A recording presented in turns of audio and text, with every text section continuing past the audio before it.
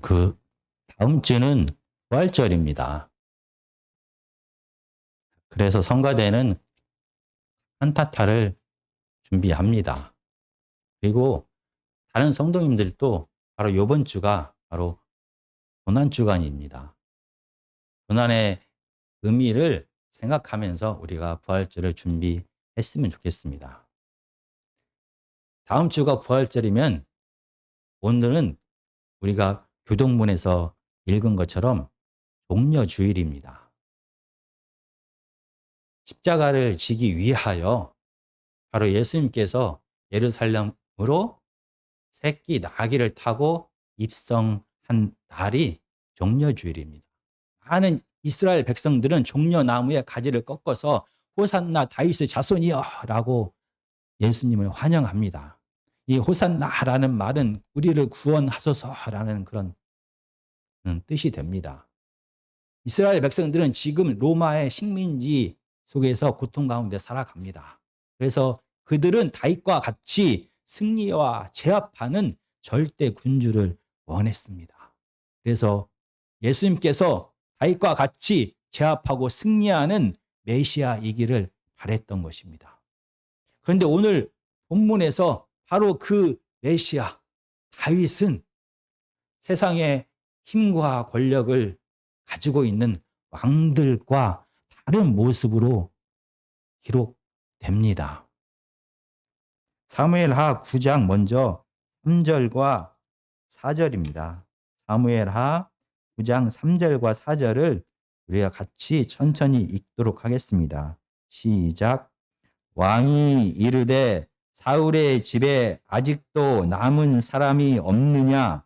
내가 그 사람에게 하나님의 은총을 베풀고자 하노라 하니 시바가 왕께 아뢰되 요나단의 아들 하나가 있는데 이 저는 잔인이다 하니라. 왕이 그에게 말하되 그가 어디 있느냐 하니 시바가 왕께 아뢰되 로드발 암미엘의 아들 마길의 집에 있나이다 하니라.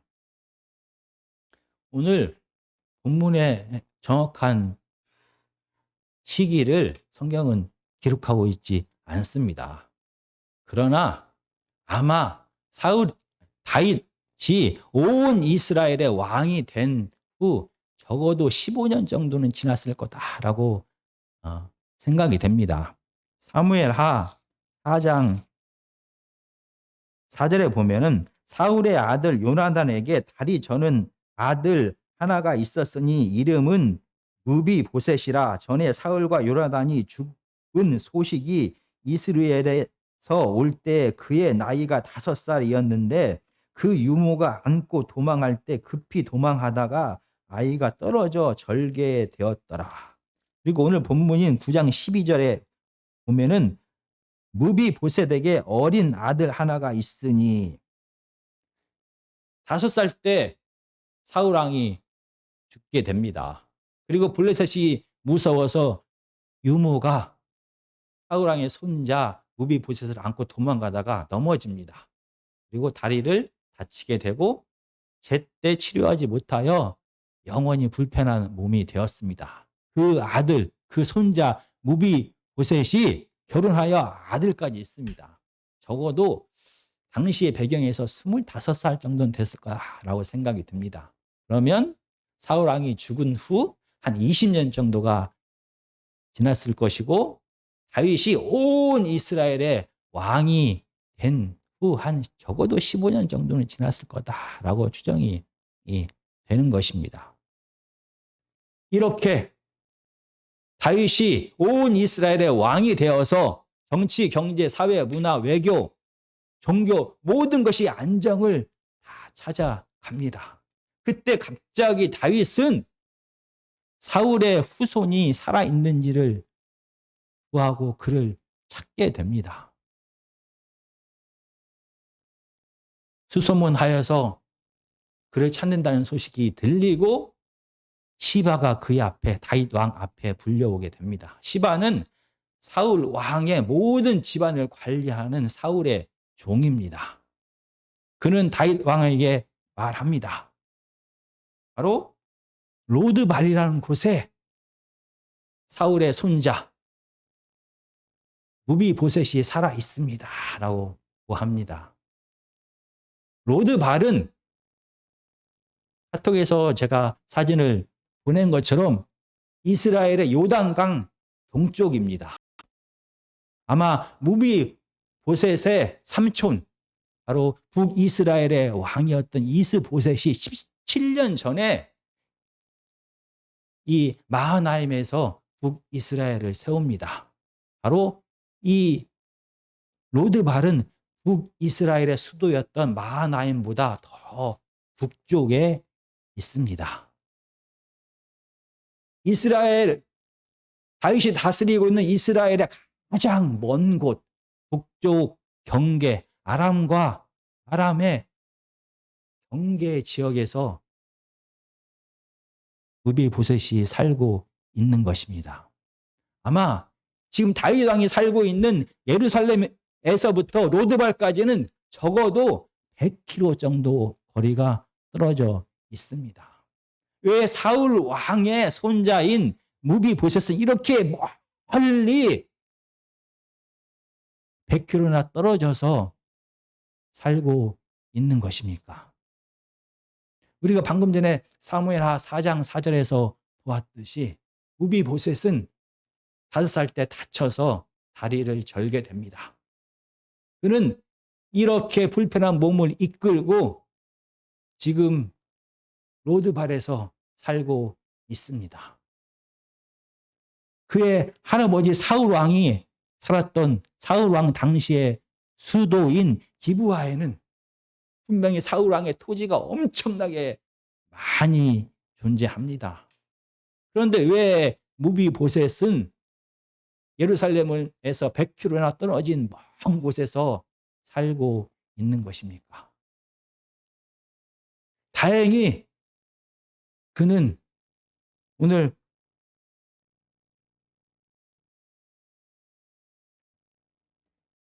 사장에서 나오는 것처럼 마길이라는 사람의 집에서 마길의 보호 아래서 살고 있습니다. 그리고 결혼도 했고 아들도 갖게 됩니다. 이제 겨우 로드발에서 정착하면서 살고 있습니다. 그러나 그는 자기가 사울왕의 손자임을 사람들에게 말할 수가 없습니다. 왜냐하면 혹시나 자기가 사울왕의 손자임이 드러나면 이 로드발의 마을 사람들이 자기를 잡아서 다윗 왕에게 질 것이 두려웠습니다. 당시에는 전임 왕의 가족들은 다음에 반역을 일으킬 가능성이 있기 때문에 다 죽였습니다.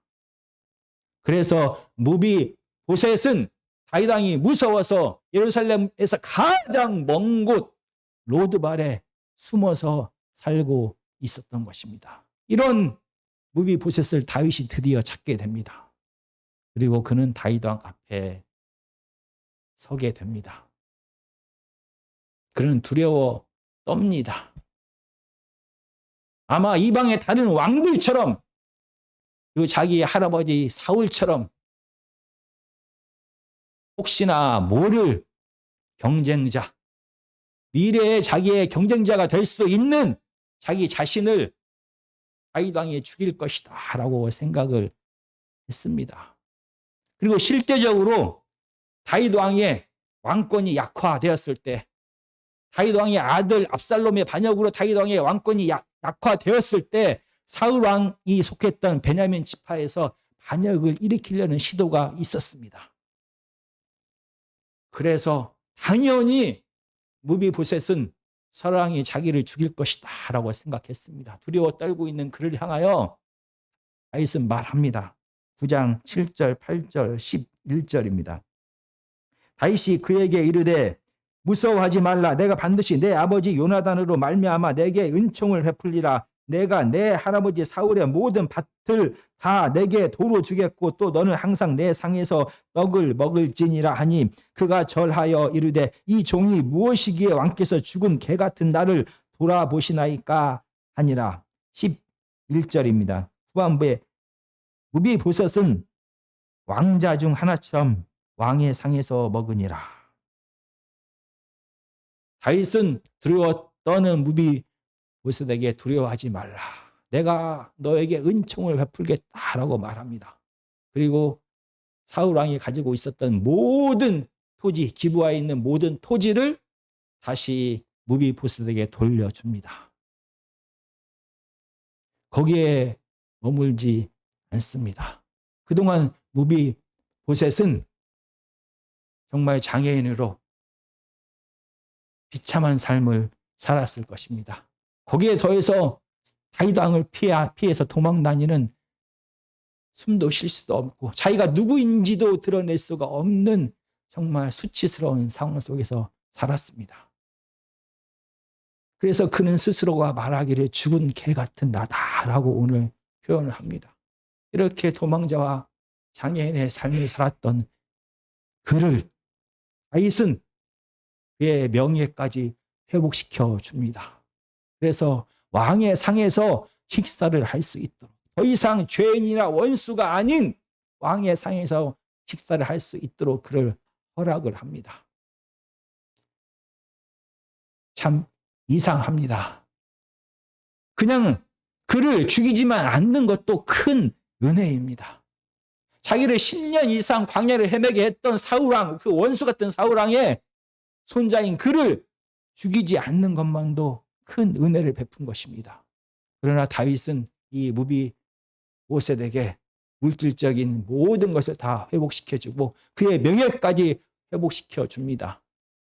그리고 거기를 뛰어넘어 11절에는 그를 왕자처럼 여기다 라고 말합니다. 이 원수 사울의 후손인 무비보셋, 앞으로 혹시 모를 반란이 일어날 때 그 중심이 될 수도 있는 이 사울 왕의 후손 무비보셋을 다윗은 그의 아들처럼 여겼다라고 말합니다.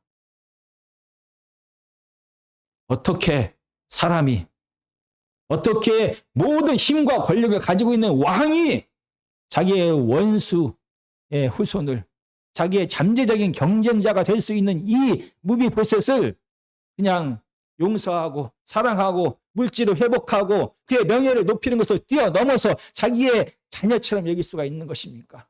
그동안 무비보셋은 정말 개와 같은 삶, 죽은 개와 같은 삶을 살았습니다. 그의 외로움과 두려움과 수치와 많은 사람으로부터 비난과 열등감과 그가 가지고 있는 모든 결핍을 마치 자기 자녀의 결핍인 것처럼 다윗은 채워주었습니다.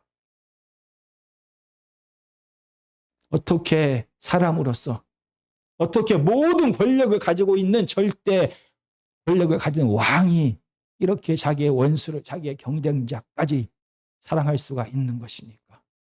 아들처럼 여길 수가 있는 것입니까? 오늘 본문은 그 이유를 이렇게 말합니다. 9장 1절과 7절입니다. 다윗이 이르되 사울의 집에 아직도 남은 사람이 있느냐? 내가 요나단으로 말미암아 그 사람에게 은총을 베풀리라. 7절입니다. 다윗이 그에게 이르되 무서워하지 말라. 내가 반드시 내 아버지 요나단으로 말미암아 내게 은총을 베풀리라. 도대체 다윗과 요나단 사이에는 어떤 일이 있었던 것입니까? 다윗이 요나단으로부터 어떤 사랑을 받은 것입니까? 우리가 사무엘상 20장을 한번 보시겠습니다. 사무엘상 20장 8절과 17절입니다.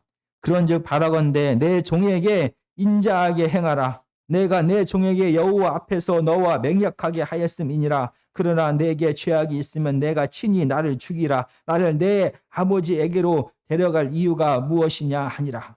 지금 다윗은 사울 왕을 피해서 도망 다니고 있는 상황입니다. 그가 바로 요나단 왕자에게 하는 말입니다. 나에게 하나님의 앞에서 인자를 베풀라라고 말합니다. 여기서 인자는 우리가 사무엘하 9장에서 나왔던 은총이라는 단어입니다. 헤세드란 말입니다. 17절은 이렇게 말합니다. 다윗에 대한 요나단의 사랑이 그를 다시 맹세하게 하였으니 이는 자기 생명을 사랑함 같이 그를 사랑함이었더라. 요나단이 자기 자신을 사랑하는 것처럼 다윗을 사랑했다라고 말합니다. 그래서 다윗과 요나단은 언약을 맺게 됩니다. 그리고 지금 다윗은 죽음의 위기 앞에 놓여 있습니다. 다윗은 왕자인 요나단에게 하나님의 인애, 하나님의 사랑, 자비, 헤세드를 요구합니다. 만약 힘이 강한 왕자인 요나단이 다윗에게 자비를 베풀지 않으면 그는 이 죽음의 위기에서 벗어날 수가 없습니다. 오직 요나단만이 다윗을 도울 수가 있습니다. 그런데 지금 모든 환경은 요나단으로 하여금 이 다윗이 요구하는 헤세드를 거절하도록 합니다. 다윗을 돕는다는 것은 그의 아버지를 배신하는 것입니다. 다윗을 돕는다는 것은 이 경쟁자 다윗을 살려둠으로 자기의 미래에 자기에게 주어질 왕권이 흔들린다는 것입니다. 아무도 요나단에게 다윗과의 언약을 지켜야 된다.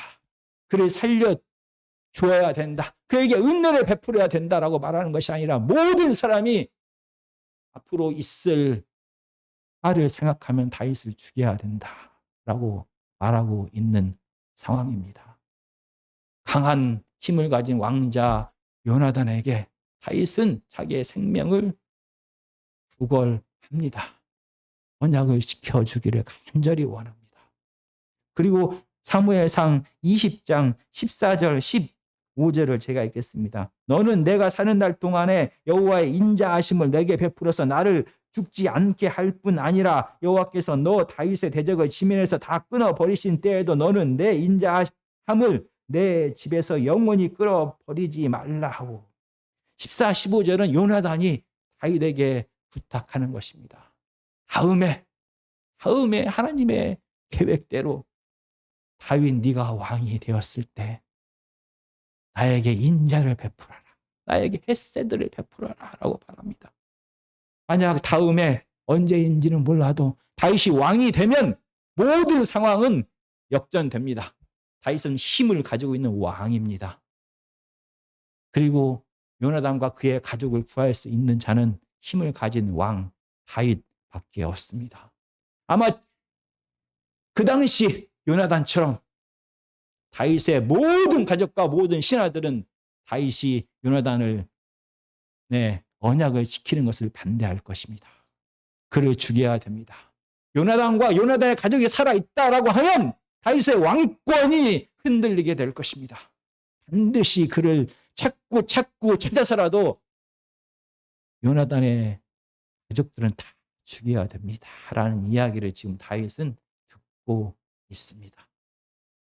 힘을 가진 다윗만이 요나단의 가족들의 죽음을 구할 수가 있는 것입니다. 바로 이게 30년 전의 약속입니다. 그리고 정말 요나단은 자기 자신을 다윗처럼 사랑했기 때문에 다윗에게 헤세드를 베풉니다. 다윗에게 자비를 베풉니다. 그 결과 다윗은 살아남게 됩니다. 이제는 다윗 차례입니다. 도망자였던 다윗이 또 다른 도망자인 무비보셋에게 헤세드 하나님의 자비를 베풉니다. 사람이 상상할 수도 없는 자기의 이익과 모든 사람들의 반대에도 불구하고 다른 사람들에게 원수인 경쟁자에게 사랑을 베풀고 그를 살려주고 그에게 모든 물질적인 필요를 다 채워주고 거기를 넘어서 원수와 경쟁자가 될 그를 자기 자녀처럼 여기게 되는 것입니다. 이 사랑을 헤세드라는 단어로 구약은 표현을 합니다. 그래서 헤세드라는 말은 언약적인 사랑, 변함없는 충성, 진실한 사랑, 끝없는 자비라는 뜻을 가집니다. 도저히 사람으로부터 나올 수 없는 성품입니다. 그래서 구약 성경은 이 헤세드라는 말을 하나님을 향하여 대부분 다 사용합니다. 정말 하나님께서는 이스라엘 백성들을 택하셨습니다. 그리고 그들을 하나님의 자녀 삼았습니다. 이 새로운 관계를 언약을 통하여 체결했습니다. 이 하나님과의 언약 관계에서 가장 중요한 것은 바로 하나님의 헤세드입니다. 하나님이 이스라엘이 잘나고 똑똑하고 하나님 앞에 순종하여 그들을 택한 것이 아닙니다. 그들을 사랑하셔서 애굽의 노예 생활, 그들의 고난 가운데 그들을 구원하셨습니다. 그리고 언약을 체결한 다음에도 역시 하나님은 변함없이 이스라엘 백성들을 사랑했습니다. 이스라엘 백성들이 매 순간마다 하나님을 배반하고 불순종했을지라도 하나님은 변함없이 이스라엘 백성들을 사랑하시고 또 사랑하셨습니다. 그래서 이스라엘의 모든 필요를, 절대적인 필요를 끊임없이 계속 채워주셨습니다. 힘이 강한 자가 이 연약한 자의 모든 필요를 끊임없이 채워줄 때 하나님과 이스라엘 백성들과의 언약 관계는 유지가 될 수가 있었습니다. 이렇게 강한 자가 힘이 약한 자를 향하여 끝없이 자비를 베푸는 것을, 끝없이 용서하는 것을, 끝없이 모든 것을 공급하는 것을, 끝없이 자비를 베푸는 것을 성경은 헤세드라고 말합니다.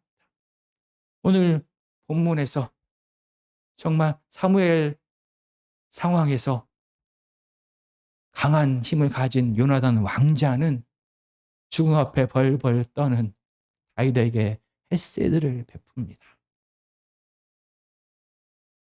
모든 힘을 가진 다윗 왕은 자신 앞에서 벌벌 떨고 있는 이 도망자, 이 몸이 불편한 무비보셋을 향하여 헤세드를 베풉니다. 끊임없는 사랑과 용서와 보살핌을 베풀게 되는 것입니다. 오늘 본문은 저희로 하여금 많은 것을 생각하게 합니다. 정말 힘을 가진 자는 그 힘을 어디에 써야 되는지를 말합니다. 정말 다윗은 모든 것을 다 할 수 있는 절대의 권력을 가졌습니다. 이 다윗이 그 힘을 하나님께서 그에게 맡기신 이 절대 권력을 어디에 사용하고 있습니까? 다윗은 이 절대 권력을 원수를 사랑하고 용서하고 보살피는 데 사용합니다. 멀리 100km나 멀리 떨어져 숨어서 벌벌 떨면서 죽은 것 같은 개 같은 삶을 살아가고 있는 무비보셋을 자꾸 또 자꾸 찾아내는데 다윗의 권력이 사용됩니다. 이 죽음과 같은 고난과 가난과 열등감과 비참함 속에서 살아가는 이 무비보셋을 실질적으로 회복시키는데 다윗의 권력이 사용됩니다.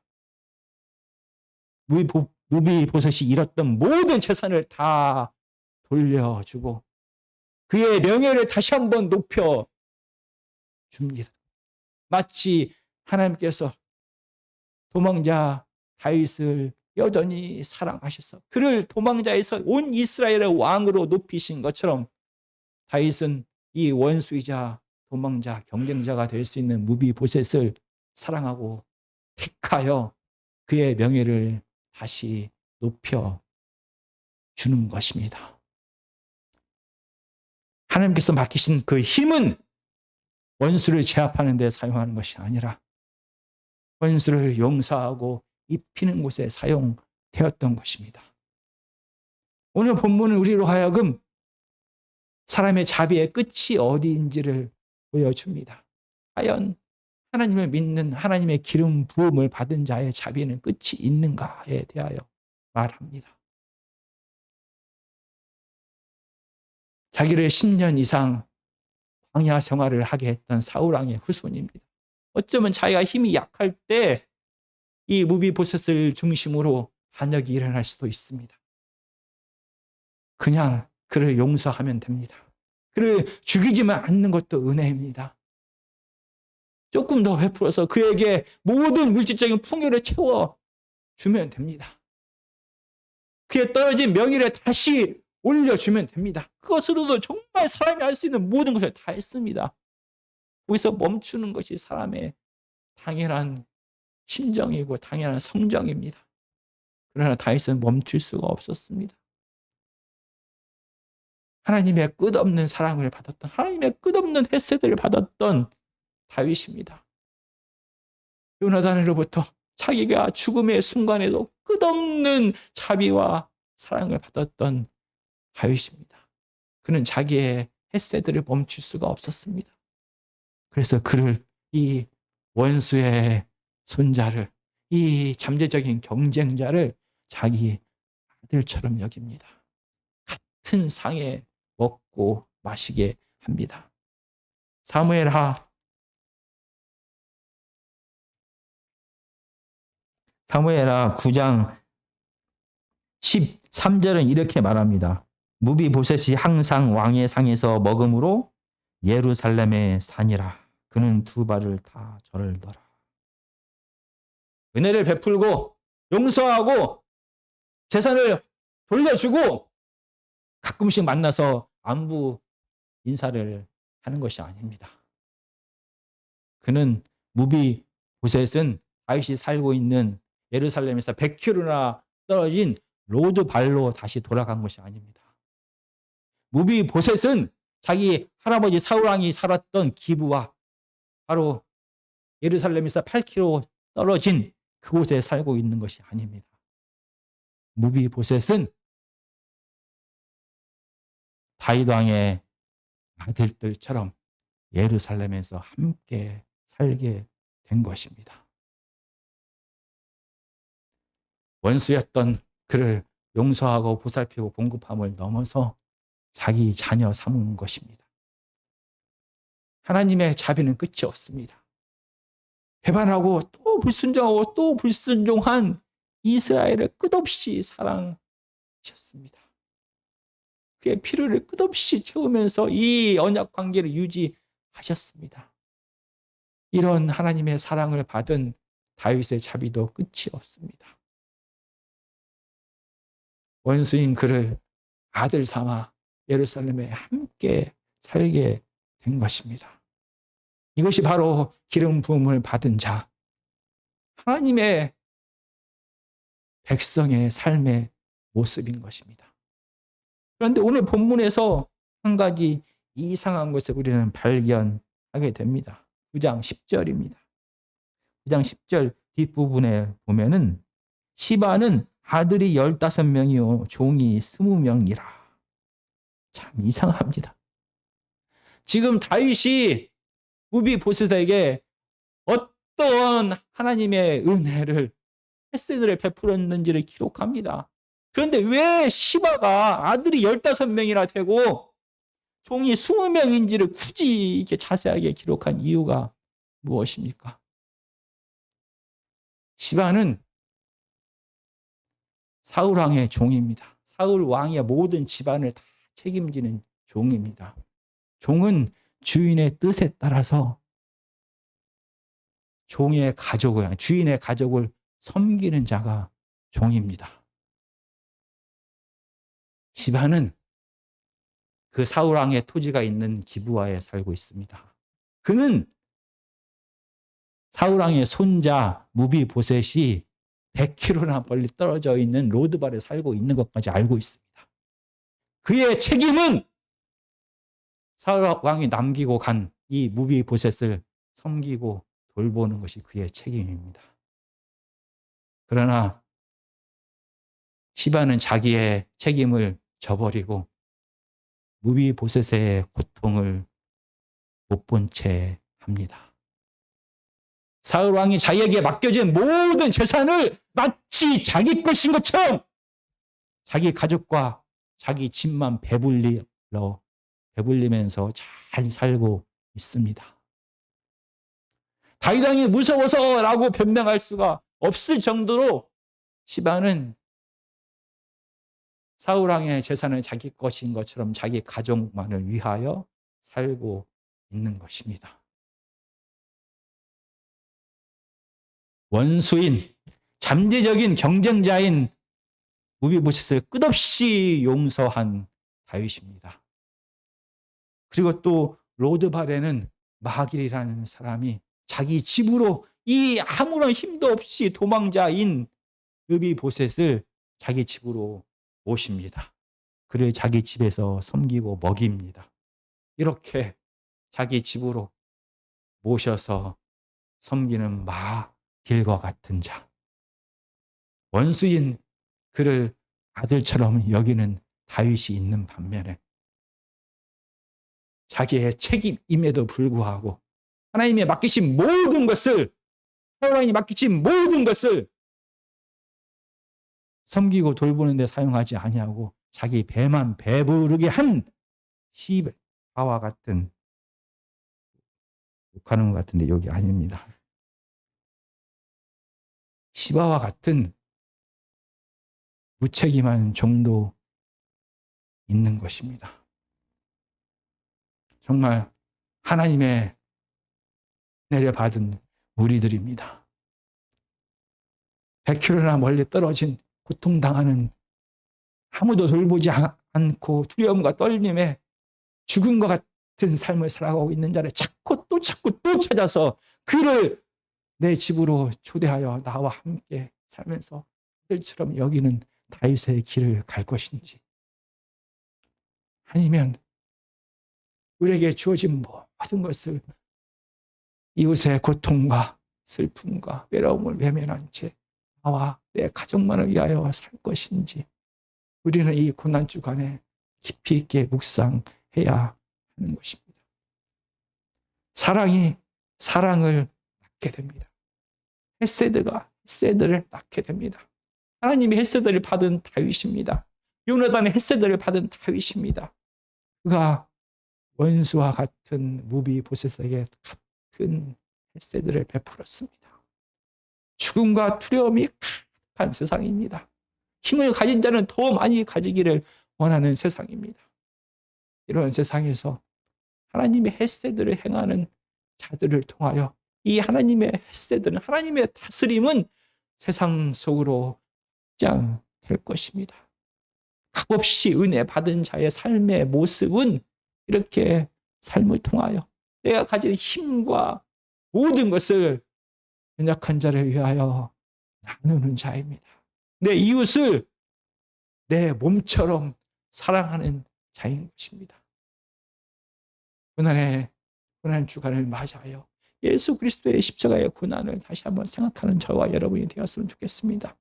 이 세상의 모든 죄의 짐을 대신 짊어지고 죽으신 예수 그리스도의 삶을 생각하면서 하나님의 값없이 은혜를 받은 우리가 이 땅에서 어떻게 살아가야 될지, 하나님께서 주신 이 힘을 어떻게 사용해야 될지, 하나님께서 우리에게 주신 이 힘으로 어디까지 자비를 베풀어야 될지 고민하면서 하나님의 사랑을, 하나님의 헤세드를 삶을 통하여 베풀며 사는 하나님의 자녀들이 다 되시기를 간절히 기도드립니다.